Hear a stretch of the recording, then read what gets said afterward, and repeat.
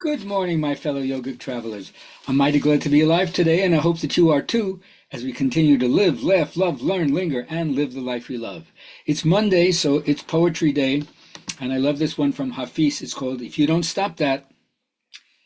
I used to live in a cramped house with confusion and pain, but then I met a friend, started getting drunk, and singing all night. Confusion and pain started acting nasty, making threats with talk like this. If you don't stop that, all that fun, we're leaving. Stay up all night singing. See what happens to your confusion and pain. All right. For my journal writing friends and for those of you who just want to elevate the conversation, either in your own mind or talking to other people, and I'd always love for you to reach out to me, let me know what's going on for you. I'll tell you what's going on for me. How do you handle addictions? I always thought that addiction was a way that you numb yourself in order not to feel the pain. So who modeled handling addictions? Your parents, your siblings, your teachers, your mentors, your friends, your neighbors? And what do you take away from their example? What have you learned to deal with your own way of being addicted to things in order to numb yourself, not to feel?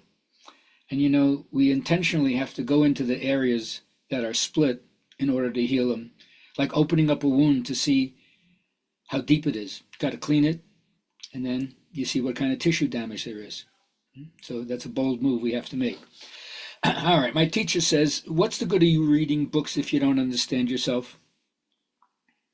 A half-hearted approach to practice, an immature approach to practice, instead of devoting yourself to tremendous time to whatever is the discipline that floats your boat, so that your practice becomes your lifestyle.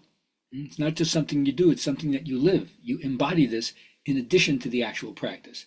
So remember that. Now, I say, just don't reject tradition so that your rebellion gives you some kind of glorious imagery. Be rooted in tradition, but not obligated to follow it. My teacher was, right? He followed tradition, yet he was an innovator and broke boundaries where no one else went before. And that's the idea. Now, when you break your own boundaries, what you're going to find is our whole culture has sent compassion into exile. It's been a lonely life without compassion. It's the cornerstone of all religious philosophy. But only a psychology of celebration can have a compassionate consciousness. You have to celebrate as well as commiserate. If we rethink our views on medicine, creativity, psychology, sexuality, science, politics, economics, education, if it's detached from compassion, the language that we use makes us victims of a cover-up. And it's our job to redeem what has been lost or forgotten or abused and rarely practiced, which is be compassionate. You know what suffering is. No one thinks their suffering is unreal.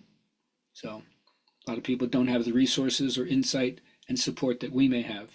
So feel for them and be compassionate. Now, for my older folks out there, we are going to triumph over our body's infirmities, and while we're still experiencing that, work passionately towards social justice, environmental safety, cross-cultural understanding, which means be a planetary citizen and include everybody. Now, in the chain of passing it along, if you found any good books, media, podcasts, whatever, share it with the people who you care about.